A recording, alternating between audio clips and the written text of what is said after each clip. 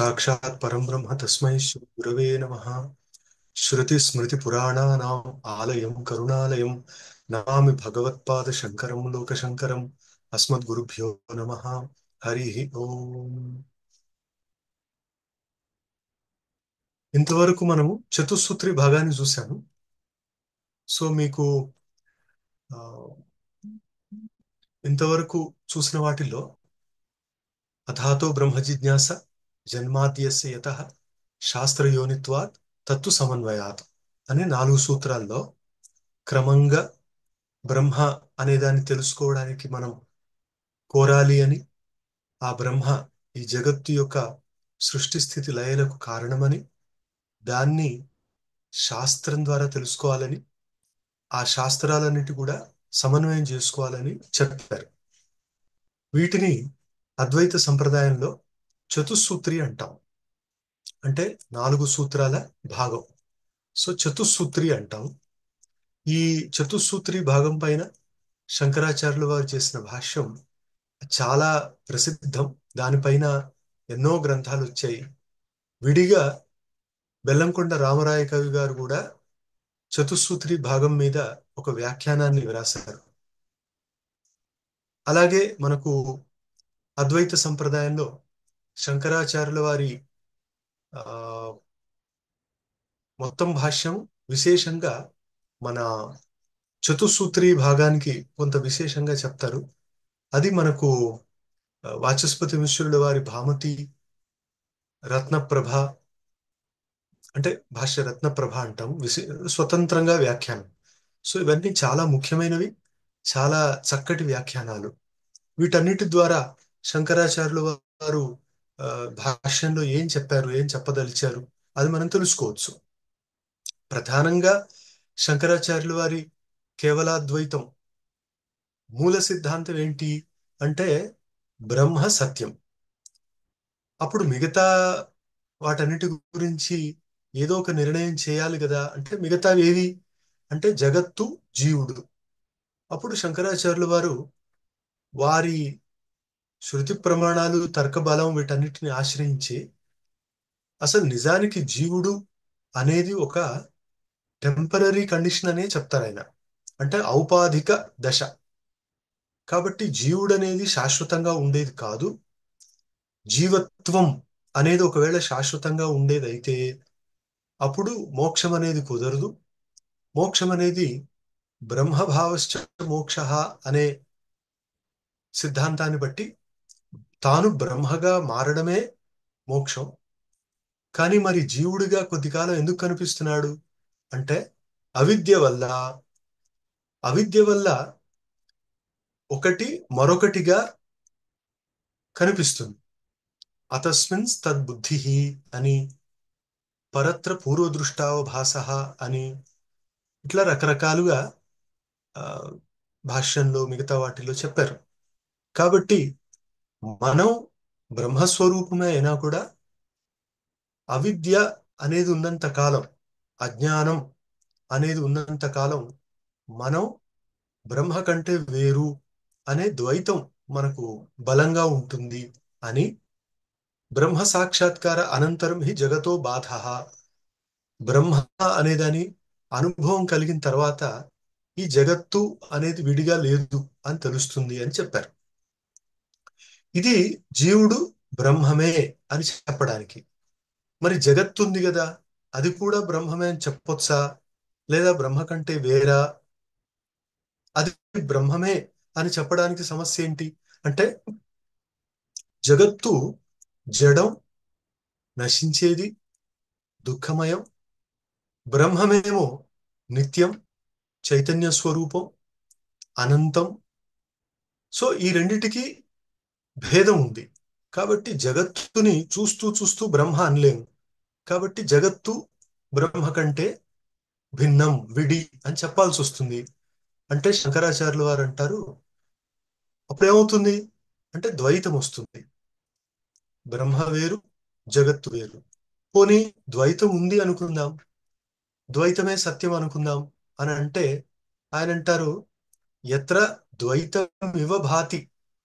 అసలు ద్వైతం లాగా కనిపిస్తుందనే చెప్పారు కాబట్టి ద్వైతం అనేది నిజానికి లేదు అని. మరి ఏంటి? ఉన్నట్టుగా అనిపిస్తుంది. ద్వైతం అంటే ఏంటి? అంటే ద్వాభ్యాం ఇతం ద్వితం తదేవ ద్వైతముచ్యతే అని మనకు మర్యాద, లిమిటేషన్స్, పరిమితులు వీటిల్లో కనిపిస్తున్నది. అలా కనిపించడానికి కారణం ఏంటి అంటే నామ రూప, పేరు, రూపం. దేనికి దేనికి రెండు ఉంటాయో అదంతా అవిద్య వల్ల కలిగింది, పరిమితమైంది. కాబట్టి అది నిజం కాదు, నిజంగా అనిపిస్తుంది అని. దీనికోసం మన శంకరాచార్యులు వారు ఒక వ్యవస్థ చేశారు. ఏమంటే ఉనికి అంటే ఉండడం. ఉండడం అనేది ఒకే రకం కాదు. బ్రహ్మ ఉంది అంటే బ్రహ్మ ఉండడం ఒక రకం. జగత్తు ఉంది అంటే జగత్తు ఉండడం ఒక రకం. తాడుని పాముగా భావిస్తున్నప్పుడు పాము ఉంది అని అనుకున్నప్పుడు ఆ పాము ఉండడం ఒక రకం. బ్రహ్మ ఉంది అంటే మూడు కాలాల్లో ఉంటుంది. దాన్ని పారమార్థిక సత్తా అంటాం. జీవుడు ఉన్నాడు లేదా ఉన్నది అని అంటే అది వ్యావహారిక సత్తా. అంటే కేవలం వ్యవహారం కోసం. జగత్తు ఉన్నది అని అనిపిస్తే తాడు ఉన్నప్పటికీ అది పాముగా అనిపించి పాము ఉంది అని కొద్ది కాలం భాషిస్తుంది కదా. అలా కొద్ది కాలం భాషించడం, ఒకటుండగా మరొకటి భాషించడం, ఇది ప్రాతిభాసికం. ఇలా కొందరు మూడు ఒప్పుకున్నారు. కొందరు వ్యావహారికం కూడా ప్రాతిభాసికమే అని చెప్పి రెండే సత్తాలను ఒప్పుకున్నారు: ప్రాతిభాసికం, పారమార్థికం. పారమార్థికం బ్రహ్మ ఒకటే. బ్రహ్మ కంటే విడిగా ఏది భాషించినా అది కొద్ది కాలం భాషిస్తుంది కాబట్టి ప్రాతిభాసికం. ఇలా రెండు సత్తాలు. కాబట్టి సత్తా త్రైవిధ్యమా ద్వైవిధ్యమా అనే దాంట్లో పెద్ద తేడా లేదు. రెండు సత్తాలు ఒప్పుకోవడం అది చాలా సమంజసం అంటారు.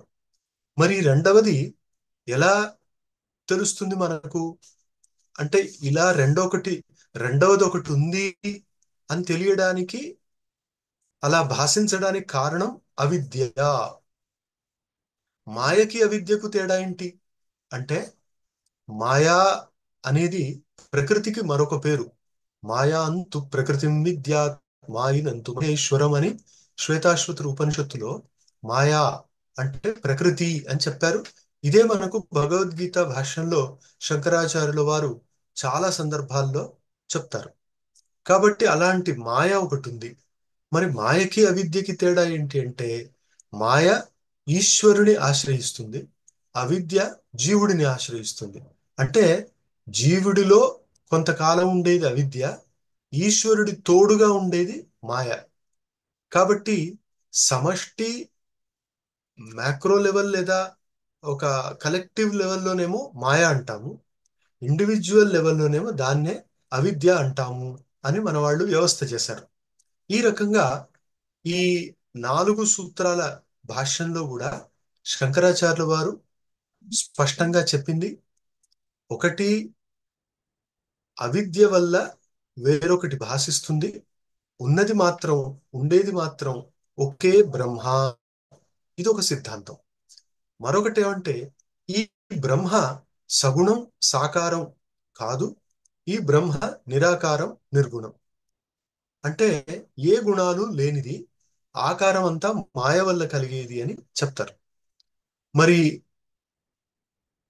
సగుణం నిర్గుణం అనే రెండు మాటలు ఎందుకు వచ్చాయి అంటే ఉపనిషత్తుల్లోనే ఒక చోట బ్రహ్మని సగుణం అన్నాము, ఒక చోట నిర్గుణం అన్నాము. అప్పుడు ఎవరికైనా అనిపించవచ్చు, ఇప్పుడు ఉపనిషత్తే రెండూ చెప్తున్నప్పుడు మనం రెండింటినీ గ్రహించాలి, అప్పుడు బ్రహ్మ సగుణమవుతుంది, నిర్గుణమవుతుంది కదా అని అంటే బ్రహ్మసూత్రాల్లో చివరికి ఒక సూత్రంలో చెప్తారు: నా స్థానతోపి పరస్య ఉభయలింగత్వం అని. అంటే బ్రహ్మ అనేది సగుణం నిర్గుణం రెండూ అవడం కుదరదు. మరి ఏదో ఒకటి సిద్ధాంతం చేద్దాం. సగుణం అనే చేయొచ్చు కదా, నిర్గుణం అని ఎందుకు? ఇప్పుడు రెండు సమానమైనప్పుడు మనం ఒకే పక్షంలో నిర్ణయం ఎలా తీసుకోగలం? కాబట్టి నిర్గుణం అనే పక్షం కంటే సగుణం అనే పక్షాన్ని తీసుకొని మనం సిద్ధాంతాన్ని చేసుకోవచ్చు కదా అని అంటే, సమస్య ఏంటంటే ముందు సగుణం అని చెప్పి తరువాత నిర్గుణం అని చెప్పారు కాబట్టి ఈ ప్రతిషేధం అనేది బలవత్ అవుతుంది. కాబట్టి ముందు చెప్పిన సగుణం కంటే తర్వాత చెప్పిన నిర్గుణ వాక్యాలకే బలం. కాబట్టి బ్రహ్మ నిర్గుణం అనేది సిద్ధాంతం. మరి సగుణం అని ఎందుకు చెప్పారు అనంటే, శంకరాచార్యుల వారు అంటారు ఉపాసన కోసం. ఇది సురేశ్వరాచార్యుల వార్తికంలో కూడా వస్తుంది. ఇది ఉపాసన కోసం. అంటే మనలాంటి జీవులందరూ కూడా సాక్షాత్తు నిర్గుణ బ్రహ్మని చేరుకోవడానికి సామర్థ్యం లేనివారు కాబట్టి మనకు ఉపాసన అనేది సిద్ధించడానికి ఒక సగుణ తత్వాన్ని చెప్తారు. సగుణం అంటే గుణాలు కలిగినది. అవి ఏ గుణాలైనా కావచ్చు. అంటే సత్వరజస్ తమో గుణాలు కలిగిన బ్రహ్మ విష్ణు మహేశ్వరులుగా, లేదా ఇతర దేవతలుగా, లేదా ప్రకృతి పరిణామ రూపంలో ఆయా దేవతలుగా, ఇవన్నీ సగుణం. దీనివల్ల ఏమవుతుంది అంటే మనందరికీ మనస్సు నిలకడ కలిగి ఒక దేవతా తత్వం మీద శ్రద్ధ కలిగి మన చిత్తశుద్ధి వల్ల మనకు ఆత్మజ్ఞానానికి యోగ్యత లభిస్తుంది. ఆ తర్వాత వాళ్ళ వాళ్ళ గతిని బట్టి వాళ్లకు బ్రహ్మ సాక్షాత్కారం వరకు ఆ, అవసరం ఉంది. సో ఈ రకంగా సగుణ వాక్యాలు తర్వాత వచ్చిన నిర్గుణ వాక్యాలు బలమైనవి. అవి ఎందుకంటే సగుణ వాక్యాన్ని నిషేధిస్తున్నాయి.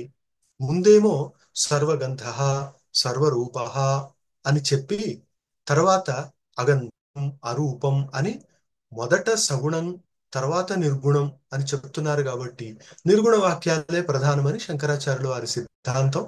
కాదు, సగుణ వాక్యాలు బలమైనవి అని ద్వైత సిద్ధాంతాలు. అవి కాకుండా రెండూ సమానమైనవే అని నాథ సంప్రదాయం, అంటే గోరఖనాథ్, మత్స్యేంద్రనాథ్, గహనినాథ్, వీళ్ళందరి సంప్రదాయం. ఇలా మనకు అద్వైత వేదాంతం ముఖ్య విషయం చూసుకోవచ్చు. ఆ బ్రహ్మం అనేది తెలుసుకోవాలి. ఎందుకు? బ్రహ్మం అనేది ఉన్నది కదా, ఆ తెలుసుకోవడం వల్ల నాకేం లాభం అంటే దాని వల్ల మోక్షం లభిస్తుంది. తాను ఈ మళ్ళీ దుఃఖమయమైన ప్రపంచానికి రాడు. మళ్ళీ మళ్ళీ జన్మనెత్తి ఈ రకరకాల కష్టాలని పొందడు. దానికి ఆత్యంతిక దుఃఖ నివృత్తి రూపమైన మోక్షం కలగడానికి బ్రహ్మను సాక్షాత్కరించుకోవాలి. తెలుసుకోవడం వేరు. తెలుసుకోవడం అంటే వాక్యాల ద్వారా తెలుసుకోవడం, వాక్యంగా తెలుసుకోవడం.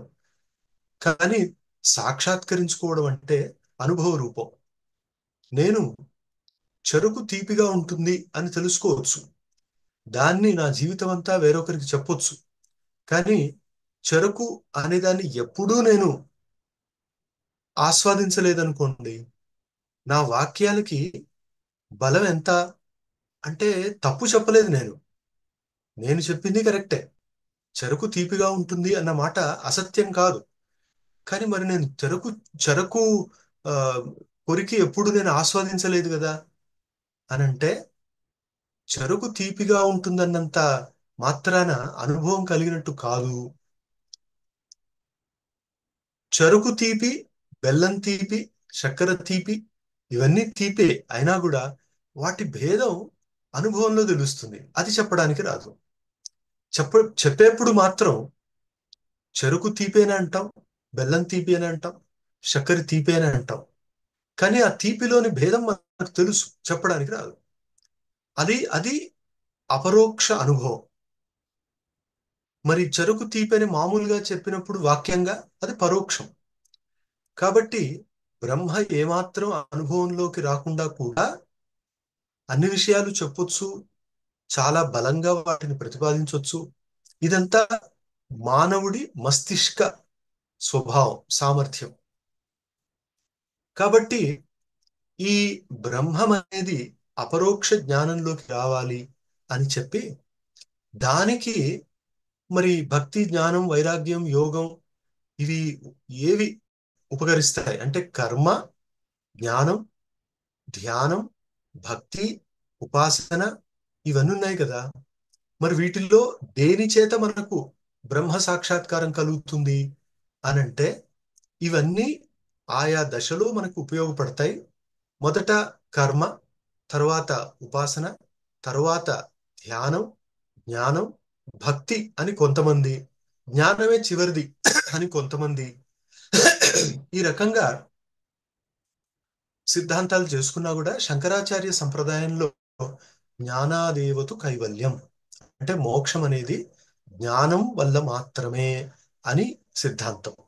అలా జ్ఞానం మాత్రమే మోక్షానికి కారణమని చెప్పి, కర్మ జ్ఞానంతో ఒకే చోట ఉండదు. కర్మ మొదటి దశ, జ్ఞానం తర్వాతి దశ. మొదట మనం కర్మం చేస్తాం. ఆ కర్మలు ఆచరించడం వల్ల, కర్మలంటే శాస్త్ర ప్రతిపాదితమైన కర్మలు, వాటిని ఆచరిస్తూ శుద్ధంగా ఉంటూ మనం ఆత్మజ్ఞానాన్ని పొందిన తర్వాత ఆ జ్ఞానం వల్ల మోక్షం అనేది కదా. కాబట్టి జ్ఞానమే మోక్ష కారణం. మరి కర్మ మొదటి దశలో, ఆ తర్వాత ఉపాసన, తర్వాత ధ్యానం, తర్వాత జ్ఞానం. ఆ దశలో ఒక చోట భక్తి కూడా వస్తుంది అని ఒక మాట చెప్తారు. కానీ 14వ అధ్యాయంలో భగవద్గీత భాష్యం చేస్తున్నప్పుడు శంకరాచార్యుల వారు భక్తి కూడా ఒక రకమైన జ్ఞానమే అని చెప్పారు. ఇది భగవద్ రామానుజ సంప్రదాయంలో కూడా జ్ఞానం అనేది ఒక రకమైన భక్తి అనేది ఒక రకమైన జ్ఞానమే, జ్ఞానరూప భక్తి అనే చెప్పారు. కాబట్టి పెద్ద భేదం లేదు, పెద్ద విరోధం లేదు. అలా చెప్పి ఈ జీవుడు అనేవాడు అజ్ఞానం ఉన్నంత కాలం జీవుడు అనే దశలో ఉంటాడు. ఆ తరువాత తానే జ్ఞానం కలిగి కేవలం బ్రహ్మ రూపంలో ఉండిపోతాడు, అది మోక్షం. ఆ తర్వాత మళ్ళీ జన్మనెత్తే అవకాశం లేదు అని నిక్కచ్చిగా చెప్పారు. అలా చెప్పి ఆ బ్రహ్మ అనేది ఈ జగత్తుకి సృష్టి స్థితి లయలను కలిగిస్తూ తాను సర్వజ్ఞం, అంటే అంతా తెలిసినదిగా, సర్వశక్తిమత్, అంతా శక్తి కలిగినదిగా, సర్వవ్యాపి, అంతటా వ్యాపించినదిగా ఉంటుంది అని చెప్పారు. మరి ఇదే బ్రహ్మం అయితే ఇదంతా ఔపాధిక బ్రహ్మం కావాలి కదా అంటే, నిజానికి ఉపాధి వల్ల మాత్రమే బ్రహ్మ ఈశ్వరుడిగా తోస్తుంది అని.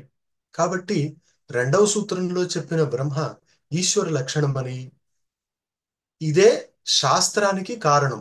అంటే శాస్త్ర యోని, శాస్త్ర యోనిత్వాత్, అంటే బ్రహ్మ ఈ శాస్త్రానికి కారణం, బ్రహ్మ వల్ల శాస్త్రం ఏర్పడుతుంది. అంటే ఏంటి అంటే, ఎవరో ఒక పాణిని, పతంజలి, బాదరాయణ, కాణాద ఇట్లాంటి ఆచార్యులు ఏదో ఒక శాస్త్రాన్ని నిర్మిస్తున్నప్పుడు వాళ్ళ బుద్ధి ఆ శాస్త్ర రూపంలో ఎలా ప్రకటమవుతుంది అంటే, ఆ బుద్ధిలో సత్వగుణం ఉత్కృష్టమైన స్థితిలో ఉంటుంది. సత్వగుణం పెరిగితే అది జ్ఞానం. సత్వగుణం అనేది సాంఖ్య దర్శనంలో కూడా సత్వం లఘు ఉపష్టంభకం చలంచ రజ గురు వర్ణకమేవ ప్రదీపవత్ చ అర్థతో వృత్తి అని చెప్పినట్టుగా, సత్వగుణం అనేది సత్వం లఘు ప్రకాశకం అంటారు. అంటే ఎక్కడెక్కడ తేలికదనం ఉంటే శరీరంలో, మనసులో మంచి చక్కటి స్థితి ఉంటే, తర్వాత జ్ఞానం అనేది తేట తెల్లగా ఉంటే దాన్ని సత్వగుణం యొక్క పరిణామం అంటాం. కాబట్టి సాంఖ్య దర్శనంలో మిగతా వాటిల్లో కూడా ఈ జ్ఞానం ఇది సత్వగుణ పరిణామం. కానీ మరి సత్యం జ్ఞానం అనంతం బ్రహ్మ అని తైత్తిరీయ ఉపనిషత్తులో చెప్పిన జ్ఞానం అది బ్రహ్మ స్వరూపం. ఈ రకంగా శాస్త్రం అనేది ఎవరైనా రచించినప్పుడు వారి బుద్ధి సత్వ ఉత్కర్షణ పొంది అప్పుడు శాస్త్రం అనేది ప్రకటింపబడుతుంది. కాబట్టి ఈ ఉత్కర్ష అనేదే ఈశ్వర స్థితి. కాబట్టి ఎవరిలోనైనా శాస్త్రం అనేది ప్రకటమైతే అది ఈశ్వరీయ శక్తి వల్ల, అది శాస్త్రయోనిత్వాత్ అని మన వాళ్ళు తెలియజేశారు. ఆ తర్వాత సూత్రం, మరి ఇన్ని శాస్త్రాలు ఉన్నాయి, ఈ శాస్త్రాలన్నీ పరస్పర విరుద్ధంగా కనపడుతున్నాయి, ఈ శాస్త్రాలన్నీ కూడా మనకు వేరే వేరే సిద్ధాంతాలని చెప్పినట్టుగా కనిపిస్తుంది. సాంఖ్య దర్శనమేమో ప్రకృతిని జగత్ కారణం అంటుంది, న్యాయ దర్శనం, వైశేషిక దర్శనం పరమాణువులని జగత్ కారణంగా చెప్తున్నాయి. మరి వేరే మీమాంసా శాస్త్రమేమో సృష్టినే ఒప్పుకోదు. కాబట్టి ప్రళయం ఉండదు. ఇలా దర్శనాల్లో, శాస్త్రాల్లో వేరే వేరే సిద్ధాంతాలుండి పరస్పర విరోధాలు ఉన్నప్పుడు మనం ఒకటే బ్రహ్మ జగత్ కారణం అని ఎలా చెప్పాలి అంటే, దానికోసమే ఈ బ్రహ్మసూత్రాలు. ఇది మనం సమన్వయం చేసుకొని తెలుసుకోవాలి. సమన్వయం అంటే ప్రతి వాక్యం మనం ముందు తీసుకొని, ఆ వాక్యం ఏ సందర్భంలో వచ్చింది, దాని ముందు వెనకలు ఏంటి, దాని వాక్యశేషం ఏంటి, దాని అపూర్వము, అర్థవత్త, అర్థవాదము, ఇవన్నీ ఏవి అని గమనించి తాత్పర్యం ఏంటి అని మనం గ్రహించాలి. తాత్పర్యాన్ని తెలుసుకుంటే మనకి ఆ, బ్రహ్మమే జగత్ కారణమని తెలుస్తుంది అని శంకరాచార్యుల వారి పక్షం. అది తత్తు సమన్వయాత్ అనే సూత్రంలో చెప్పి, ఇప్పుడు 4 సూత్రాలు సాధారణంగా చెప్పిన తర్వాత ఇక్కడ నుంచి ఇంకా విశేషం అంటే, ఆయా విశిష్టమైన దర్శనంలోను గాని ఉపనిషత్తులోనివి గాని వాక్యాలను తీసుకొని ఇప్పుడు చర్చించి ఆ సిద్ధాంతాన్ని చెప్పేస్తారు. ఇప్పుడు ఒక ఆ, 7 8 సూత్రాల్లో ఒక అధికరణం, దీన్ని ఈక్షత్యధికరణం అంటాం. ఈ అధికరణంలో సాంఖ్యుల ఖండన. సాంఖ్యులు ఏమన్నారు అంటే, సాంఖ్యుల ప్రకారం ప్రకృతి, పురుష అని 2 తత్వాలు. ప్రకృతి అంటే జడం, పురుష అంటే చైతన్యం. కాబట్టి మొత్తం సృష్టి ఈ 2 తత్వాలతో నడుస్తుంది. రెండే. ఈ రెండు అనాది నిత్య పదార్థాలు కాబట్టి ఎప్పటికీ ఉంటాయి. ఎప్పటికీ ఉండే 2 పదార్థాలను ఒప్పుకుంటే అది ద్వైతం. కాబట్టి సాంఖ్యం అనేది ద్వైతం. ప్రకృతి ఏంటి అంటే, సత్వగుణం, రజోగుణం, తమోగుణం అనే మూడిటి సామ్యావస్థ, సమానమైన అవస్థ. ఆ అవస్థను ప్రకృతి అంటాం. ఈ ప్రకృతి ఆ పురుషుడు అనేబడే చైతన్యం యొక్క సాన్నిధ్యం వల్ల క్రమంగా బుద్ధి, అహంకారం, మనస్సు, ఇంద్రియాలు, తన్మాత్రలు, ఆ తన్మాత్రల ద్వారా పంచమహాభూతాలు అని సృష్టిస్తుంటుంది. నిరంతరంగా సృష్టిస్తుంది. ఈ సృష్టి సాంఖ్య దర్శనం ప్రకారం పరిణామం. పరిణామం అంటే నిజంగా మారడం. ప్రకృతి తాను నిజంగా మారుతుంది అని వాళ్ళు ఒప్పుకుంటారు. దీనికి విరుద్ధంగా శంకరాచార్యుల వారు పరిణామం అసలు లేదు, ఇదంతా అయినట్టుగా కనిపిస్తుంది, ఇది వివర్తం అంటారు. వివర్తవాదం. వివర్త అంటే విపరీతేణ వర్తతే. కాబట్టి తాడు పాముగా మారదు, కానీ పాముగా కనిపిస్తుంది కాసేపు. అది నిజంగా మారితే పరిణామం. మారదు కదా, అది కేవలం అట్లా అనిపిస్తుంది, అప్పుడు వివర్తం. సో తాడు పాముగా అనిపించడం, ఇట్లాంటివన్నీ వివర్తాలు. వివర్తాలు అంటే ఒక రకంగా భ్రమలు. కాబట్టి బ్రహ్మ ఏమి మారదు. బ్రహ్మ మారినట్టుగా ప్రకృతి లాంటివన్నీ జరిగినట్టుగా అనిపిస్తాయి. ఇదంతా వివర్తం అని శంకరాచార్యులు. ఇదంతా నిజంగానే పరిణామం అని సాంఖ్యులు. ఈ రకంగా పరిణామవాదాన్ని చెప్పి, ఈ ప్రకృతి, పురుషుడు, జడము, చైతన్యం ఈ 2 కలిసిపోయి మనకు పరస్పర భ్రమలు ఏర్పడతాయి. అంటే చైతన్యాన్ని జడంగా, జడాన్ని చైతన్యంగా మనం భావిస్తాము. ఇది అవివేకం అని అంటారు. అవివేకం అంటే రెండింటిని వేరువేరుగా గ్రహించలేకపోవడం. ఇది అవివేకం. రెండింటిని వేరువేరుగా గ్రహిస్తే వివేకం. కాబట్టి ప్రకృతిని ప్రకృతిగా, చైతన్యాన్ని చైతన్యంగా విడివిడిగా వాటి వాటి ధర్మాలతో గ్రహించగలిగితే అది వివేక ఖ్యాతి అని సాంఖ్య దర్శనంలో చెప్పి, ప్రతివాడు వివేక ఖ్యాతిని పొందడానికి ప్రయత్నం చేయాలి. వివేక ఖ్యాతి కలిగితే మోక్షం. అది దాన్ని కైవల్యం అంటాం. అంటే ఏంటి అంటే, మనకు జన్మలో రకరకాల అనుభవాలు, ఇవన్నీ ప్రకృతి ప్రభావం వల్ల.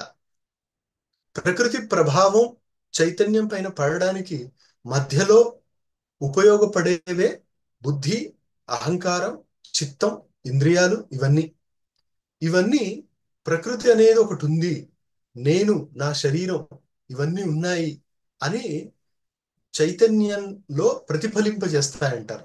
ప్రతిఫలింపజేయడం అంటే అది ప్రతి సంవేదం అంటారు యోగ శాస్త్రంలో. అది కలుగుతుంది అని. వివేక ఖ్యాతి కలిగినప్పుడు ఈ ప్రభావం తొలగిపోతుంది. ప్రకృతి తన ప్రభావాన్ని చైతన్యం మీద చూపదు. ఆ స్థితిలో గుణాల ప్రభావం లేనందువల్ల చైతన్యం తన స్వరూపంలో మాత్రమే ఉండిపోతే కైవల్యం అని సాంఖ్య దర్శనం వాళ్ళు చెప్పారు. కాబట్టి మనం ప్రధానంగా ఇక్కడ గ్రహించాల్సింది, సాంఖ్య దర్శనం ప్రకారం ఈ సృష్టి స్థితి లయలు అన్ని చేస్తున్నది ప్రకృతి. అంటే జడమైన ప్రకృతి సృష్టికర్త. కాబట్టి కర్తృత్వం ఎక్కడుంది అని ఎవరైనా అడిగితే సాంఖ్యులు అంటారు ప్రకృతి అందే. మరి చైతన్యం, సాంఖ్య దర్శనం ప్రకారం కూడా చైతన్యంలో కర్తృత్వం ఉండదు. కర్తృత్వం ప్రకృతిలో ఉంటుంది, చైతన్యంలో ఉండదు. ఇది చాలా విచిత్రమైన సిద్ధాంతం. మరి ప్రకృతి జడం కదా, అది స్వతంత్రంగా చేస్తుందా అనంటే వాళ్ళు అంటారు జడ పదార్థం కూడా చేతన తత్వంతో కలిసి ఉన్నందువల్ల కాసేపు చేతనంగా తను పనిచేస్తుంది. బట్టి దీన్ని బట్టి మనకు అర్థమయ్యేది ఏంటి అంటే, ఇప్పుడు ఇనుప ఇనుప ఆ, రజస్సు అంటాం మనం. అంటే ఇనుము కొంత ధూళి ఏర్పడ్డప్పుడు కొంత పొడి, ఆ పొడికి తనకంటూ వేరే దాన్ని ఆకర్షించే శక్తి లేదు. కానీ అయస్కాంత సంయోగం ఉన్నప్పుడు అది కాసేపు అటు ఇటు కదిలినట్టుగా, వేరే దాన్ని ఆకర్షించినట్టుగా తెలుస్తుంది. ఇలా ఎన్నో ఉదాహరణలు చెప్పి సాంఖ్యులు అంటారు అచేతనమైన జడమైన ప్రకృతిలో కూడా కర్తృత్వం కుదురుతుంది. దానికి చైతన్యం అనే పురుషుడి సన్నిధి అంటాం. సన్నిధి అంటే కలిసి ఉండడం, అది అవసరం అని వాళ్ళు భావించారు. మరి చైతన్య గుణాలు ఏంటి, స్వభావం ఏంటి అంటే, చైతన్యంలో ఈ మూడు గుణాలు లేవు కాబట్టి నిర్గుణం. సత్వరజస్ తమస్సు అనేది ప్రకృతిలో ఉంటాయి, చైతన్యంలో లేవు. కాబట్టి ప్రకృతి సగుణం, చైతన్యం నిర్గుణం. ఆ నిర్గుణ చైతన్యం కర్త కాదు, కానీ ద్రష్ట, భోక్త అని వాళ్ళు ఒప్పుకున్నారు. అంటే చైతన్యంలో జ్ఞానం అనేది లేదు. జ్ఞానం అనేది ప్రకృతి ధర్మం, బుద్ధి యొక్క గుణం. కానీ ద్రష్ట అంటే అనుభవించడం అనేది ఉంటుంది. భోక్త అంటే సుఖ దుఃఖాల ఫలితాన్ని భోగించడం ఉంటుంది అని వాళ్ళు సిద్ధాంతం చేసుకున్నారు. అది సాంఖ్యులది. దీంట్లో ఏం తప్పులున్నాయి, ఎందుకోసం మనం సాంఖ్య దర్శన సిద్ధాంతాన్ని పూర్తిగా స్వీకరించలేము అనేది తెలియజేస్తూ రకరకాల వ్యాఖ్యానాలు వచ్చాయి. అందులో ఇక్కడి నుంచి భగవాన్ బాదరాయణాచార్యులు సాంఖ్య దర్శన ఖండనాన్ని చూపిస్తారు. ఇప్పుడు ఈక్షత్య అధికరణం అని 5వ అధికరణం చూడండి. ఈక్షతేర్నా శబ్దం, ప్రకృతి జగత్ కారణం ఎందుకు కాదు, ఎందుకు అని అడిగితే ఇక్కడ దానికి సమాధానంగా ఒక సూత్రం, ఈక్షతేహే నా అశబ్దం అని. అశబ్దం అంటే వేదాల్లో చెప్పబడని ప్రకృతి, నా కాదు, ఏం కాదు అంటే జగత్ కారణం కాదు. ఎందుకు ఈక్షతేహే, ఎందుకంటే ఈక్షతి అనేది కారణం, హేతు. ఈక్షతి అనేది ఉపనిషత్తుల్లో ఈక్షణ కర్మ. ఎక్కడొచ్చింది అంటే చాలా చోట్ల వచ్చింది. చాందోగ్య ఉపనిషత్తులో షష్ఠ ఖండంలో కూడా తదైక్షత బహుశ్యాం ప్రజా ఏయ అని సృష్టి కారణమైనది తాను సంకల్పించింది అని చెప్పారు. అప్పుడు ఉపనిషత్తుల్లో ముందు సంకల్పం చేసి తర్వాత సృష్టి చేసినట్టుగా తెలుస్తుంది. సంకల్పం చేయడం అనేది చైతన్యం కల పదార్థం యొక్క ధర్మం. అచేతనమైన పదార్థం సంకల్పించదు. కాబట్టి జడమైన ప్రకృతి సంకల్పించడం కుదరదు కాబట్టి అది జగత్ కారణం కాదు అని ఇక్కడ సిద్ధాంతం. భాష్యం చూడండి. వృత్తి పూర్వేణ అస్య ఆక్షేప సంగతి. సంగతి ఏంటి అంటే ఆక్షేప సంగతి. వాళ్ళు జగత్ కారణం ప్రకృతి అని అంటే దాన్ని ఆక్షేపిస్తూ కాదు, జగత్ కారణం బ్రహ్మ అని చెప్పడం. ఫలంతు పూర్వపక్షే ప్రధాన ఐక్య సంపదుపాస్తి సిద్ధాంతే బ్రహ్మ ఐక్య ధీహి ఇది బోద్ధవ్యం. మనం ఎలా తెలుసుకోవాలి ఫలభేదం అంటే, పూర్వపక్షం వాళ్ళ ప్రకారం ఫలం ఒకటి, సిద్ధాంత పక్షం వాళ్ళ ప్రకారం ఫలం ఒకటి. ఏదది అంటే, పూర్వపక్షం వాళ్ళ ప్రకారం ప్రధాన ఐక్య సంపత్ ఉపాస్తి అని 4 పదాలు. ప్రధానం అంటే ప్రధానంగా అని కాదు. ప్రధానం అంటే ఇక్కడ ప్రకృతి అని, ప్రకృతిని ప్రధానం అంటాం. సాంఖ్య శాస్త్రంలో, యోగ శాస్త్రంలో ప్రధాన అంటారు. ఇక్కడ కూడా బ్రహ్మసూత్రాల్లో కూడా ప్రధాన అనే శబ్దం ముందు ముందు వస్తుంది. కాబట్టి ఆ నానుమానం అతశబ్దాత్ రచనానుపత్తేశ్చ, నానుమానం అని చెప్పిన, ప్రధాన వద్ అని చెప్పిన, అక్కడ అన్ని చోట్ల ప్రకృతి అనే అర్థం. ఒక చోట మాత్రం కాదు. ఆనందాదయ ప్రధానస్య అని ఒక చోట వస్తుంది, అక్కడ మాత్రం ప్రధానం అంటే బ్రహ్మ అని చెప్పారు. మిగతా చోట అంతా ప్రకృతి. ఇది మనం వ్యాఖ్యానతో విశేష ప్రతిపత్తి అని భాష్యం ద్వారా తెలుసుకోవాలి. ఇక్కడ ప్రకృతి ప్రధాన అంటే ప్రకృతి, ఐక్య అంటే ప్రధానంతో ఒకటి కావడం, అది సంపత్. సంపత్ అంటే తెలుగులో కూడా సంపత్తి అంటాం, దాని అర్థం ఐశ్వర్యం అంటాం. కానీ వేదాంత శాస్త్రంలో సంపత్ అనేది మనకు చాందోగ్యం లాంటి ఉపనిషత్తుల్లో వచ్చినప్పుడు సతా సంపద్యతే, సతా సంపద్య న వేత్తి అహరహ సంపద్యామహ ఇది. అక్కడ ప్రజలు ప్రతిరోజు బ్రహ్మతో కాసేపు ఏకీభావాన్ని పొందినా కూడా వాళ్ళకు తెలీదు అని ఒక మాట చెప్పారు. ఎక్కడ అంటే గాఢ నిద్రలో ప్రతి ఒక్కరూ కాసేపు ఆ సత్ అనే బ్రహ్మతో కలిసినట్టుగా అవుతారు, మళ్ళీ వెనక్కి వస్తారని. అక్కడే ఉండిపోతే మోక్షం, మళ్ళీ వెనక్కు రావడం వల్ల అది మోక్షం కాదు అని. రెండవది, నిద్ర అనేది తమో గుణం వల్ల కలుగుతుంది. ఈ మోక్షం అనేది సత్వగుణం చివరి దాకా వెళ్ళి తాను ఆగిపోయిన తర్వాత కలిగేది. ఈ రెండింటికి భేదం ఉంది. ఇక్కడ ఐక్య సంపత్ అంటే ఐక్య ప్రాప్తి అనండి. ప్రకృతితో ఏకమవడం అనేది లభించడం అనే దాని ఉపాస్తి. ఉపాస్తి అంటే ఉపాసన. సో పూర్వపక్షం వాళ్ళ ప్రకారం ప్రకృతితో ఒకటే అయిపోవడం అనేది లభించడానికి ఉపాసన, ఇది ఫలం. సిద్ధాంతం వాళ్ళ ప్రకారం ప్రకృతి అనేది ఇక్కడ జడము, అది కుదరదని, బ్రహ్మ ఐక్యది, బ్రహ్మతో ఒకట అవడం. సాంఖ్యం వాళ్ళ ప్రకారం అది ఉపాసన, వేదాంతం ప్రకారం అది జ్ఞాన రూపం. ఇదే తేడా. దీనికి విషయం ఏ వాక్యం అంటే ఉపనిషద్ వాక్యం ఏదో ఒకటి విషయంగా ఉంటుంది కదా. సూత్రాలన్నిటికీ ఏదో ఒక ఉపనిషద్ వాక్యం విషయం. ఇక్కడ చాందోగ్య ఉపనిషద్ వాక్యం. చాందోగ్యంలో 6వ ఖండంలో చెప్పారు, సదేవ ఇది ఉపక్రమ్య అంటే సదేవ అని మొదలు పెట్టారు. ఇప్పుడు మనం తాత్పర్యాన్ని గ్రహించాలి కదా. గ్రహించాలంటే మనకు ఉపక్రమ, ఉపసంహార, అపూర్వ, అర్థవత్త, ఉపపత్తి ఇవన్నీ కావాలి కదా. కాబట్టి ఉపక్రమం చూపిస్తున్నారు. ఉపక్రమం అంటే మొదలు పెట్టడం. అక్కడ 6వ ఖండం మొదలవుతున్నప్పుడు సదేవ సౌమ్య ఇదమగ్ర ఆసీత్ ఏకమేవా ద్వితీయం తదైక్షత బహుశ్యాం ప్రజా ఏయ తేజో అసృజత అని సదేవ అని మొదలు పెట్టారు. పెట్టి తదైక్షత అని చెప్పారు. అంటే ఏంటి? సత్ అని మాత్రమే ఉన్నది సృష్టి కంటే ముందు, అది సంకల్పించింది అని చెప్పారు. ఈ వాక్యం ఇక్కడ సంబంధం ఏంటి అంటే, ఇక్కడ సందేహం వస్తుంది, ఈ సత్ అనే పదంతో ఎవరిని సంబోధించారు అంటే, ఈ సత్ అనే దాని అర్థం ఏది?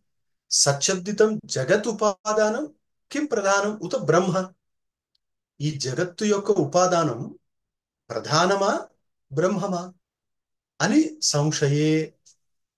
ఈ సత్ శబ్దంతో దేన్ని మనం అర్థం చేసుకోవాలి? ప్రధానమనే ప్రకృతి జగత్తుకి కారణమని తెలుసుకోవాలా, లేదా బ్రహ్మ అని? అంటే పూర్వపక్షం వాళ్ళు ప్రధానం, ప్రధా అంటే ప్రకృతినే. ఇప్పుడు ఒక సమస్య ఏంటంటే, శంకరాచార్యులు వారి భాష్యంలో ఈ వాక్యం చూపించిన తర్వాత, సంశయం కలిగిన తర్వాత, పూర్వపక్షం వాళ్ళ వైపు నుంచి వాళ్ళ హేతువులు, వాళ్ళ ప్రమాణాలు అన్ని ముందు చూపిస్తారు. ఇది మన శాస్త్ర సంప్రదాయం. చూడండి, ఏదో పూర్వపక్షం వాళ్ళు అన్నారు, కానీ మేము ఒప్పుకోము అంటే కుదరదు. ఎందుకు ఒప్పుకోము? వాళ్ళు ఏం చెప్పారు అసలు, అది మీకు అర్థమైందా? వాళ్ళు చెప్పింది అర్థం కాకుండా ఉంటే అప్రతిభం అని ఒక నిగ్రహ స్థానం. అంటే మనం ఓడిపోతాం. వేరొకరు చెప్పింది తెలియకుండా మనం వాదిస్తే ఓడిపోతాం. వేరొకరు చెప్పింది ముందు తెలుసుకోవాలి.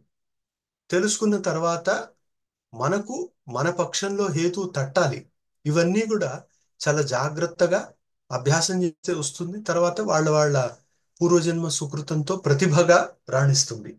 ఇక్కడ మాత్రం పూర్వపక్షం వాళ్ళది ఏంటి మతం అంటే ప్రకృతి జగత్ కారణం.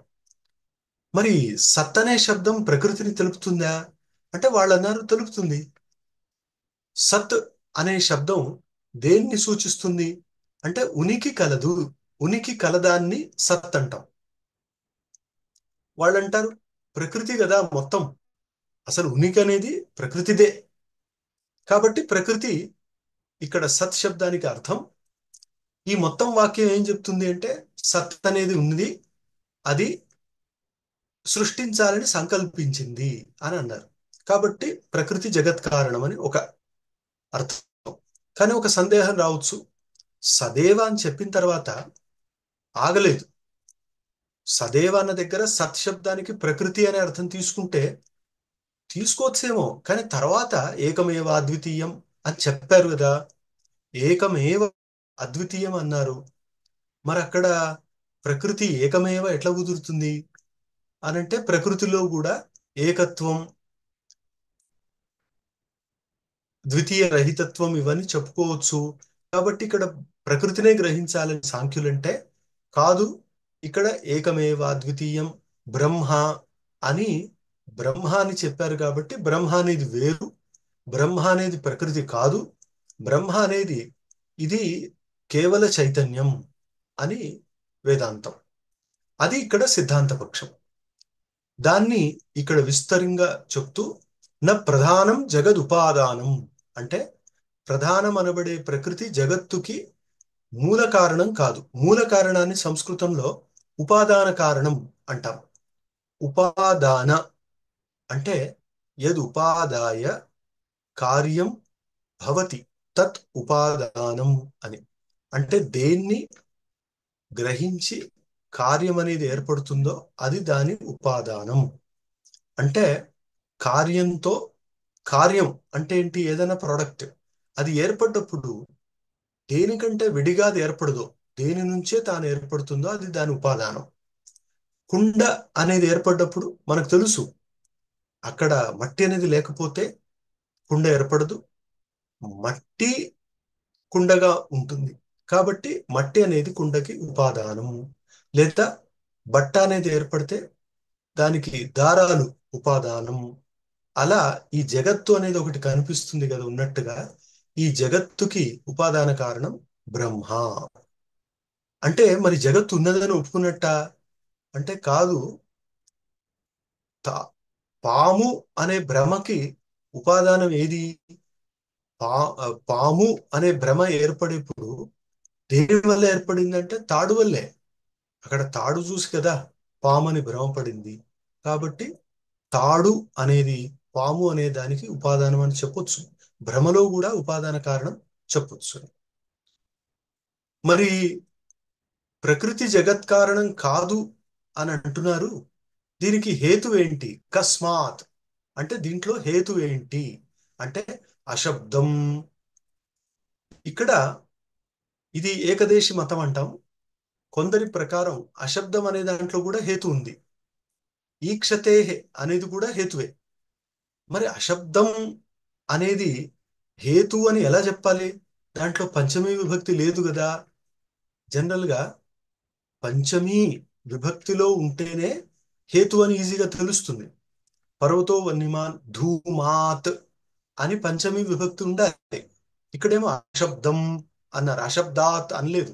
కాబట్టి పంచమి లేదు కదా అంటే సదాశివేంద్ర సరస్వతి గారు చెప్తున్నారు, హేతు గర్భ విశేషణం ఏతత్ అంటే ఈ అశబ్దం అనేది విశేషణం. దీంట్లోనే హేతువు కూడింది, దీంట్లోనే ఉంది. కాబట్టి అశబ్దం అనంటే అశబ్దం అయినందువల్ల అని మనం హేతువుగా గ్రహించాలి. అశబ్దం, శబ్దం అంటే శాస్త్రం లేదా వేదం, శబ్ద ప్రమాణం. అశబ్దం అంటే శబ్ద ప్రమాణం లేనందువల్ల ప్రకృతి జగత్ కారణం కాదు అని ఒక సూత్రార్థం పూర్తవుతుంది.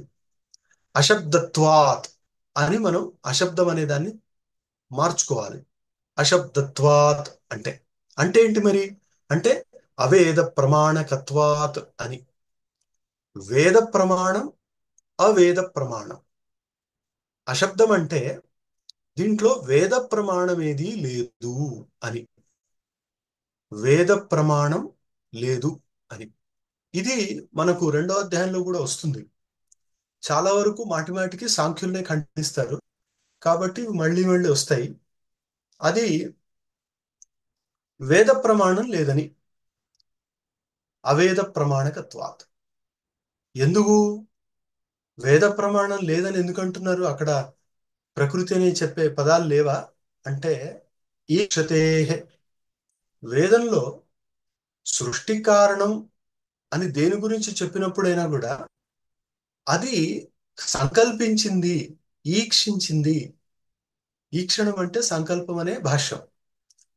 కాబట్టి సంకల్పించి సృష్టి చేసిందనే చెప్పారు ప్రతి చోట. ఇదే ఇక్కడ మనకు చాలా ముఖ్యమైన హేతు. ఎందుకంటే అదే చెప్తున్నారు ఇక్కడ, ఈక్షతే అంటే ధాతువాచక ఈక్షతి శబ్ద తదర్థ లక్షక. ఈక్ష అంటే నిజానికి ఈక్షించడం, చూడడం, సంకల్పించడం, తెలియడం అనే అర్థాలు. ఇక్కడ ఇది మరి ధాతువుని చెప్తుంది కదా అంటే ధాతువుని డైరెక్ట్ గా చెప్తుంది, ధాతు అర్థాన్ని ఇండైరెక్ట్ గా చెప్తుంది. ఇండైరెక్ట్ గా అంటే లక్షణం ద్వారా చెప్తుంది. అందుకోసమే లక్షక అన్నారు. లక్షక. శబ్దాలు మూడు రకాలు: వాచకం, లక్షకం, వ్యంజకం అని మనం మాట్లాడే శబ్దాలు మూడు రకాలు. అవునా? అసలు అది తెలియకుండా మాట్లాడుతున్నాం కదా. అంటే ఒకసారి విశ్వనాథ్ సత్యనారాయణ గారిని ఎవరు అడిగారట, మనకు తెలుగులో అన్నం అనే దానికి ఏ శబ్దం ఉందండి అని అంటే ఆయన అన్నారట, అన్నం అనేది ఏ శబ్దమో తెలియకుండా ఇంతకాలం అన్నం ఎలా తిన్నావు అని, తమాషాగా.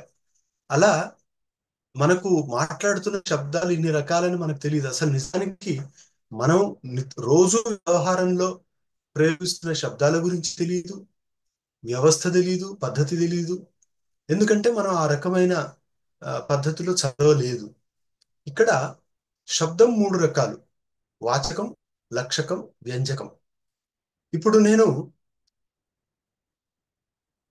ఈ బట్ట తగలబడుతుంది అని అంటే దాని అర్థం నిజానికి నిప్పంటుకొని అది తగలబడుతుంది, అది ఎదురుగ్గా ఉంది. కాబట్టి నా మాట అదే అర్థాన్ని చెప్తుంటే అది వాచకం. ఇక్కడ పుస్తకం ఉంది, టేబుల్ ఉందంటే పుస్తకం ఉంది, టేబుల్ ఉంది అన్నట్టే. అయితే లక్షకం అని కూడా ఒకటి ఉంది. ఎప్పుడు వస్తుందంటే నేను ఎవరికో అడ్రస్ చెప్తూ అక్కడ మీరు రైట్ సైడ్ వెళ్తే ఆ రోడ్డు మీద ఇల్లు అన్నా అనుకోండి, అందరికీ తెలుసు రోడ్డు మీద ఇల్లుండదు, రోడ్డు పక్కన ఉంటుంది.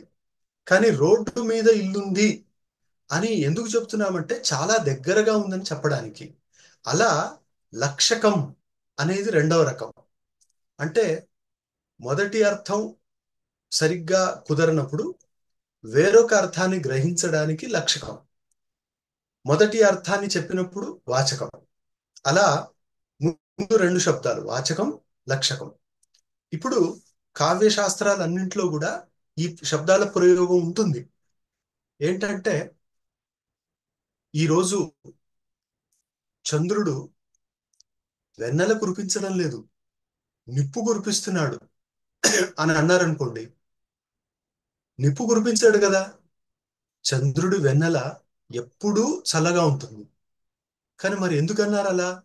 అంటే ఆ సందర్భంలో ఎవరో ప్రేయసీ ప్రియులు పరస్పర విరహంలో ఆ వెన్నెల్లో ఉన్నప్పుడు ఆ వెన్నెల కూడా వాళ్ళకి అసహ్యంగా, అంటే సహించడానికి వీలు లేనట్టుగా అనిపించింది. అప్పుడు అది లక్షకం అంటాం. కాబట్టి అక్కడ మనకు తెలుస్తుంది ఏంటంటే, ఓహో, ఇక్కడ వెన్నెల్ని వీళ్ళు భరించలేకపోతున్నారు, అంటే అది కూడా నిప్పు అన్నట్టుగా అనిపిస్తుంది అని.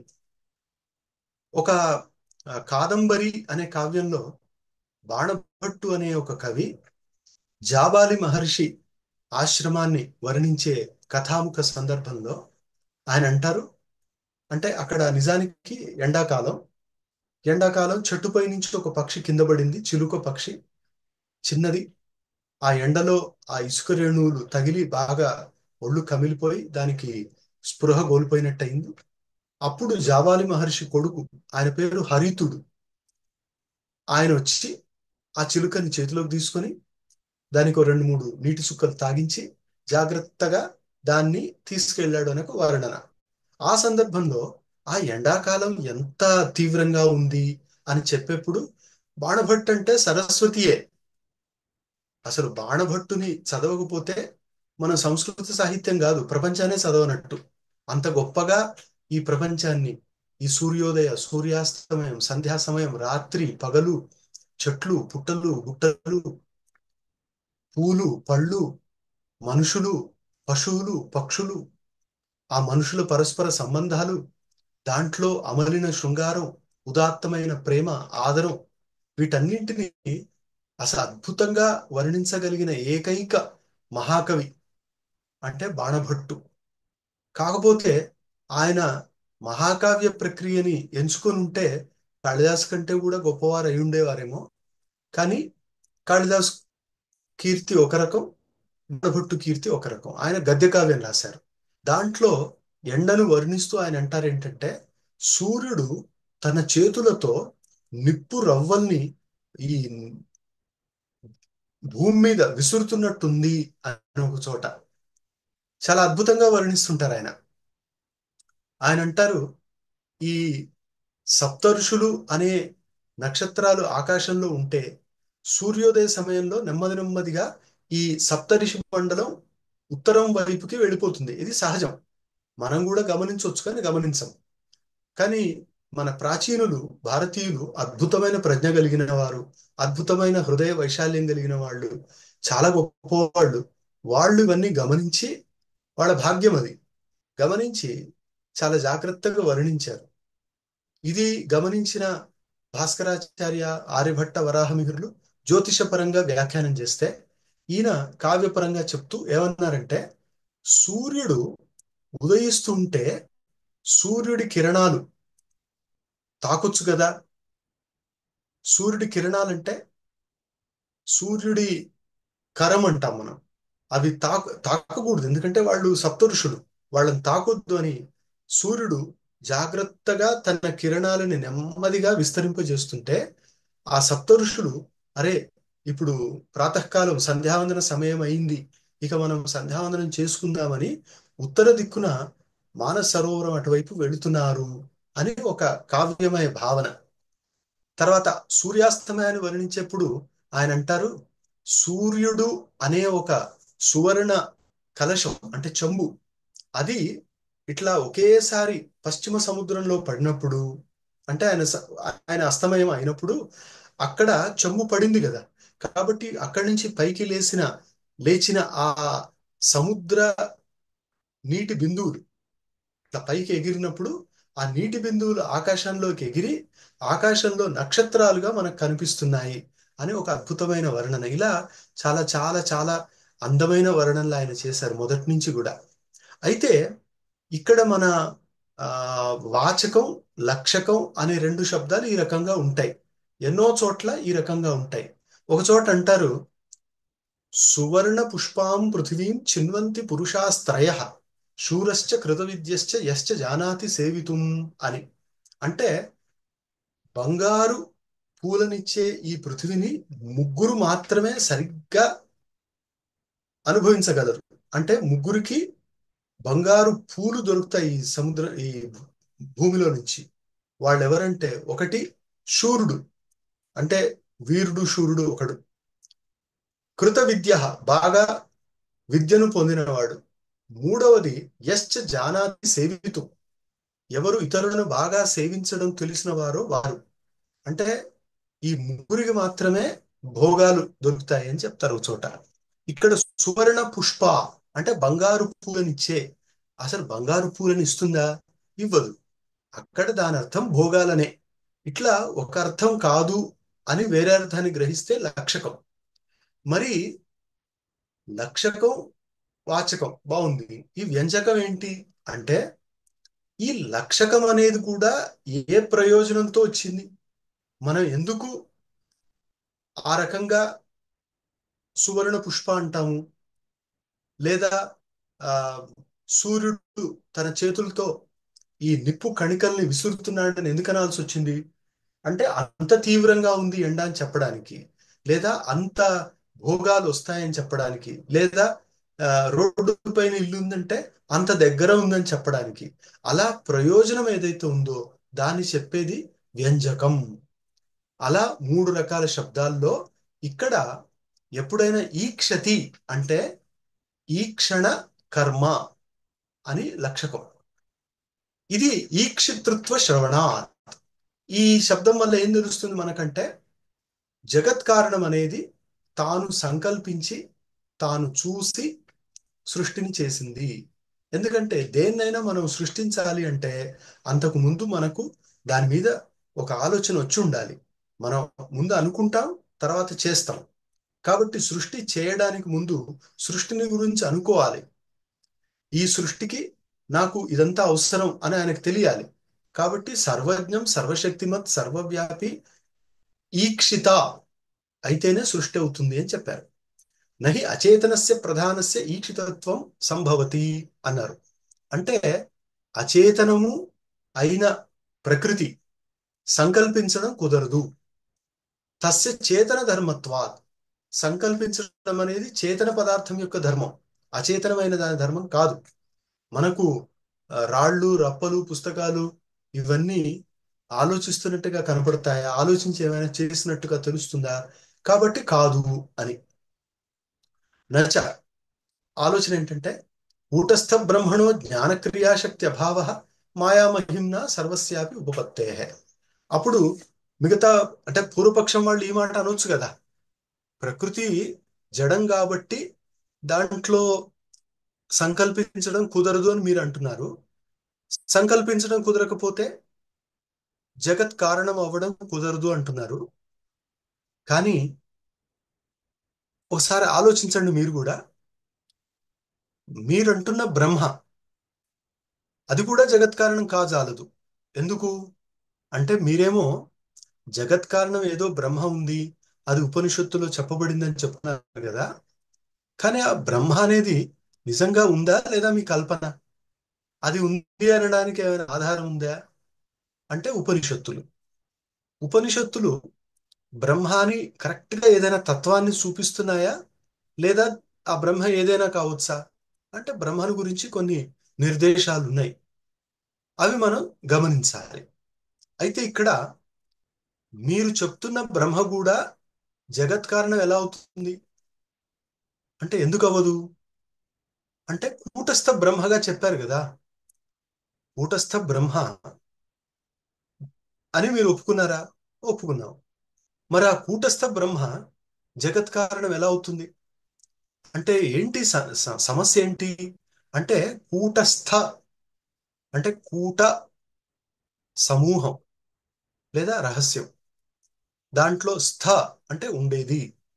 కూట స్థ అంటే సమూహంలో వ్యాపించి ఉండేది లేదా రహస్యంగా ఉండేది. దాని అర్థము పరిణామం లేనిది. దాన్ని కూటస్థం అంటాం. పరిణా పరిణామం, మార్పు లేకుండా ఎప్పటికీ ఉండేది కూటస్థం. అదేది? బ్రహ్మ. వీళ్ళు అంటారు సాంఖ్యులు, మీ కూటస్థ బ్రహ్మ కూడా జగత్ కారణం కావడానికి వీల్లేదు. ఎందుకంటే జ్ఞానశక్తి, క్రియాశక్తి ఇవి దాంట్లో కూడా కుదరవు కదా. కూటస్థమైతే క్రియ కూడా కుదరదు. క్రియ కుదరకపోయినప్పుడు మరి జగత్ కారణం ఎలా అవుతుంది అని పూర్వపక్షం వాళ్ళ ఆక్షేపం. అప్పుడు కౌంటర్ అటాక్ చేయాల్సి వస్తుంది. వాళ్ళు వాదిస్తే దానికి ప్రతివాదం చేయాలి, దానికి హేతువులు చూపించాలి, ప్రమాణాలు చూపించాలి. ప్రమాణాలు హేతువులు చూపిస్తేనే వాదన నిలుస్తుంది. కాబట్టి వాదన చేస్తూ పూర్వపక్షం వాళ్ళు అన్నారు, మీ వేదాంత సిద్ధాంతంలో బ్రహ్మ జగత్ కారణం అనుకుంటున్నారు, కానీ బ్రహ్మ కూటస్థం అని మీరే చెప్పారు. కూటస్థం అంటే ఏ పరిణామం లేనిది, దాంట్లో క్రియ అనేది కూడా కుదరదు, క్రియ లేకుండా సృష్టి కాదు, కాబట్టి బ్రహ్మ జగత్ కారణం కాదు అని వాళ్ళు చెప్తే దానికి సమాధానం చెప్పాలి కదా. వేదాంతంలో అంటున్నారు, మాయా మహిమ్నా సర్వస్యాపి ఉపపత్తే. అంటే సర్వస్యాపి అంతా కూడా ఉపపత్తే కుదురుతుంది. అంటే ఏదైనా కుదురుతుంది. ఎలా కుదురుతుంది అంటే మాయా మహిమ్నా. మాయ అనేది ఒప్పుకున్నాం మేము.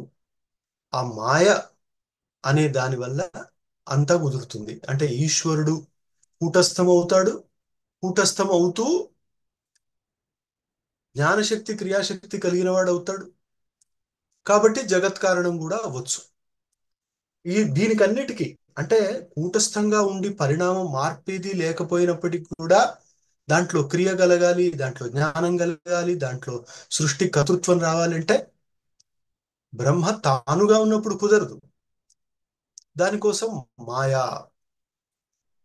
మరి మాయా ఏంటి అంటే మీరు ఆ మాయా అనే దాన్ని వర్ణ విపర్యయం అంటే అక్షరాలు అటు ఇటు చేసి చూస్తే యా మా సా మాయా. మా యా అటు ఇటు చేయండి. యా మా. యా అంటే ఏదైతే, మా అంటే కుదరదు, నిషేధింపబడుతుందో, ఏదైతే లేదో అది. మాయ అంటే బ్రహ్మలాగా నిరంతరం ఉండేది కాదు ఆయన శక్తి. మాయ అంటే అనిర్వచనీయమైనది. ఇలా రకరకాలుగా మాయ గురించి చెప్పారు. ఆ మాయ అనే ప్రకృతి తోడున్నది కాబట్టి బ్రహ్మ కర్త, జ్ఞాత అవుతుంది కాబట్టి జగత్ కారణం అవ్వడం సంభవిస్తుంది, కుదురుతుంది అని వీళ్ళు ఇక్కడ చెప్పారు. కాబట్టి కూటస్థ కూటస్థ అపరిణామి బ్రహ్మ జగత్ కారణం అవ్వడానికి శంకరాచార్యుల అద్వైతంలో ఆధారంగా తీసుకున్నది మాయాతత్వం. మాయా అనేది తొలగిపోతే అది కారణమే కాదు అని. అసలు శంకరాచార్యుల వారి పరమ గురువు గౌడపాదాచార్యుల వారు మాండుక్య ఉపనిషత్ కారికలు చేసినప్పుడు దాంట్లో అసలు సృష్టి అనేదే లేదని చెప్పారు. సృష్టి ఉన్నట్టుగా అనిపిస్తుంది కానీ సృష్టి అనేది లేదు. అజాతవాదం అంటాం అది. అందుకోసమే శంకరాచార్యులు వారు వివర్తం అన్నారు దాన్ని. అతహ అంటే ఇన్ని కారణాల చేత సత్ ఈక్షితృ చేతనం బ్రహ్మ ఇవ జగదుపాదానం ఇత్యర్థ. కాబట్టి ఈ సూత్రం అర్థం ఏంటి అంటే సత్ మూడు కాలాల్లో ఉండేది, ఈక్షితృ సంకల్పించేది అయిన, చేతనం చేతనం చైతన్యమైన, బ్రహ్మ ఏవ బ్రహ్మ మాత్రమే జగదుపాదానం జగత్తు యొక్క మూల కారణం. ఇది అర్థం అన్నమాట. ఇలా ప్రతి సూత్రంలో కూడా ఏదో ఒక ఉపనిషత్ వాక్యం విషయమవుతుంది. దాన్ని సరిగ్గా అర్థం చేసుకోనందువల్ల పూర్వపక్షం, సంశయం, అవి ఎలా తప్పు అని చెప్పి సిద్ధాంతపక్షం, యుక్తులు, ఉపపత్తులు, ఇట్లా ప్రతి సూత్రంలో వచ్చేవే. వీటిని మనం జాగ్రత్తగా పట్టుకోగలగాలి. ఇంతవరకు ఐదవ సూత్రం అయిపోయి ఇప్పుడు ఆరవ సూత్రం అవతారిక. అవతారిక అంటే ఐదవ సూత్రాన్ని మొదలుపెట్టే వాక్యాలు. నను అంటే ఇది ఆశంక. ఏమంటున్నారంటే తత్తేజ ఐక్షత, తా ఆప ఐక్షంత ఇది అచేతనేపి ఈక్షితృత్వ శ్రవణాత్ తత్ ప్రధానేపి గౌణం అస్తు ఇది ఆశంక్య ఆహ. ఏమన్నారంటే చూడండి, మీరు ప్రకృతి జడం కాబట్టి కర్త కాదు అంటున్నారు. మేమంటాం ఏంటంటే ప్రధానంగా కాకపోయినా గౌణంగా, అప్రధానంగా కావచ్చు కదా. పోనీ గౌణంగా మనం ప్రకృతిని జగత్ కారణమని గ్రహిద్దాం అని పూర్వపక్షం వాళ్ళు ఏమంటున్నారంటే చూడండి, అంటే మీరు కోట్ చేసిన చాందోగ్యోపనిషత్తులోనే అదే సందర్భంలో అదే మంత్రంలో సదేవ అన్నారు, ఏకమేవ అద్వితీయం అన్నారు, బాగుంది. కానీ ఒక్క రెండు పదాలు ముందుకెళ్తే తేజ ఐక్షత, తా ఆపహ ఐక్షంత అని చెప్పారు. అంటే తేజస్సు సంకల్పించింది, జలాలు సంకల్పించాయి అని చెప్పారు. మరి సంకల్పించడం అని అచేతనాన్ని కూడా చెప్పారు కదా. మీరు ఓన్లీ ఒక పదం పట్టుకుంటున్నారు, తర్వాతి పదాలు ఎందుకు పట్టుకోవట్లేదు? తర్వాతి పదాల్లో జడ పదార్థానికి కూడా సంకల్పం ఉన్నట్టుగా చెప్పారు, కానీ గౌణంగా. కాబట్టి ప్రకృతి కూడా అప్రధానంగా జగత్ కారణం అవ్వడం కుదురుతుంది అని అచేతనంలో కూడా సంకల్పించడం అనేది కుదురుతుంది కాబట్టి, ఆ విధంగా ఉపనిషత్తులు చూపిస్తున్నాయి కాబట్టి ప్రకృతి అనబడే ప్రధానమే జగత్ కారణం. ఇలా గౌణ రూపంలో తీసుకుందాం అని అంటే దానికి సమాధానంగా ఆరవ సూత్రం గౌణశ్చేన్నాత్మ శబ్దాత్. అంటే చాందోగ్యోపనిషత్తులోని ఆ సందర్భంలో సత్ అనే పదం, ఐక్షత అనే క్రియాపదం, ఇవి చైతన్యానికి వర్తిస్తాయి, జడ పదార్థానికి వర్తించవు అని వేదాంతులంటే, సాంఖ్యులు అన్నారు జడ పదార్థంలో కూడా ఇది ఆరోపించబడి గౌణంగా ఉంది ప్రయోగం, మీ ఉపనిషత్తు వాక్యాల్లోనే ఉంది కాబట్టి ప్రకృతి జగత్ కారణమని గౌణ రూపంలో తీసుకోవచ్చు. అంటే గౌణశ్చేత్ నా, ఇది గౌణము అని మీరంటే నా అంటే అది తప్పు. ఎందువల్ల అంటే ఆత్మ శబ్దాత్. అంటే అదే చాందోగ్యోపనిషత్తులో వాళ్ళు సత్ అన్నప్పుడు, ఐక్షత అన్నప్పుడు బాగుంది అన్నారు, కానీ ఆత్మ శబ్దాన్ని వాడారు. ఆత్మ అనే శబ్దం చైతన్యానికి వర్తిస్తుంది, జడానికి వర్తించదు. అప్తేజసోరివ ప్రధానే ఈక్షితృ శబ్దో గౌణ ఇది చేత్ నా. ఆపహ, తేజ అనే వాటిని మనం ఈక్షితృ సంకల్పించినట్టుగా ఉపనిషత్ వాక్యాల నుంచి గ్రహించి ఈ ప్రధానం అనేది కూడా ఈ రకంగా సంకల్పించేది అవ్వచ్చు అనంటే అది కుదరదు. కస్మాత్ ఆత్మశబ్దాత్. ఎందువల్ల కుదరదంటే ఆత్మశబ్దం ఉంది కదా ఆ ఉపనిషత్తు భాగాల్లో. సదేవ సౌమ్యేదమగ్ర ఆసీత్ ఏకమేవాద్వితీయం తదైక్షత బహుశ్యాం ప్రజా ఏయ తత్తేజో అసృజత తదైక్షత అని ఏదైతే చెప్పబడిందో సంకల్పించినట్టుగా అది సత్ అన్నారు. సేయం దేవత.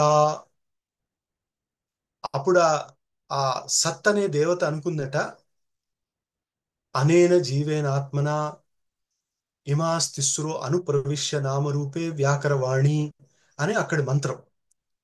అదేమంటుందంటే హంత అహం ఇమాస్తిస్రో దేవత అనుప్రవిశ్య అని. అంటే నేను ఈ ఆత్మరూపంలో ఈ పృథివీ, ఆపహ, తేజ అనే వీటి యందు ప్రవేశించి నామరూపాల భేదాన్ని సృష్టిస్తాను అనుకుందట. అప్పుడు ఆ దేవతా తత్వం, ఆత్మరూపం, అదే సత్, అదే సంకల్పించేది అని తెలుస్తున్న తర్వాత మనం ప్రకృతిని జగత్ కారణమని ఎలా గ్రహించగలం?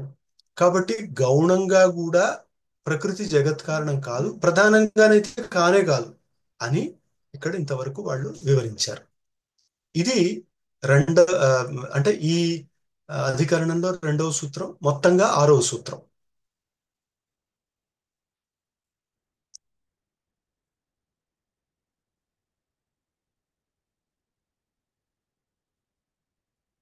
సో ఈ రోజుకి ఇది అర్థమైంది అని అనుకుంటున్నాను.